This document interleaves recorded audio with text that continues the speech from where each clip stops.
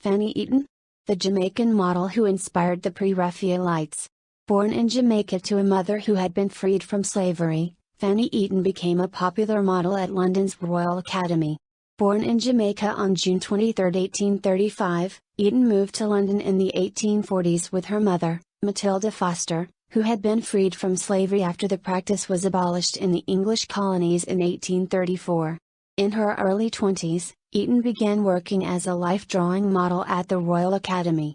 After Simeon Solomon featured Eaton in his painting The Mother of Moses, exhibited at the Academy in 1860, she quickly became a favorite subject for the Pre-Raphaelite Brotherhood.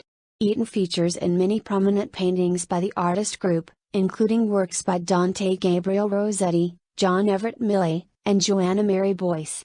The group held Eaton up as a model of ideal beauty and featured her centrally at a time when Black individuals were significantly underrepresented, and often negatively represented, in Victorian art. Given that Black representation was often non-existent throughout the 1800s, positive representation and a new face of ideal beauty was, and still is, a powerful message.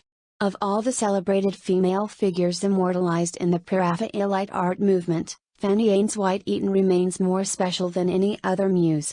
Androgynous and beautiful, Fanny's refined Caribbean features would come to inspire some of the most famous artists of the Victorian era. In time, art critics would come to recognize her as one of the foremost art models of her time. Her mother Matilda Foster, an unwed former plantocracy slave of African descent. Some researchers have theorized that following the Great Jamaican Slave Revolt of 1831–32 and the emancipation of slaves in 1833, Foster, like many others given freedom, sought a better life elsewhere because of poor labor conditions. By the 1840s, census records show mother and daughter migrating to England. According to art curator and researcher Roberto C. Ferrari, both were living in London at the address 9 Stephen's Place in the parish of St. Pancras.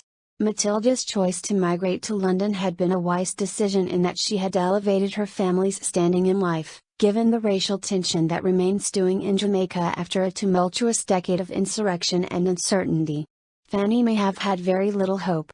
But after she settled in England she became a much sought-after model at the start of the Raphaelite era.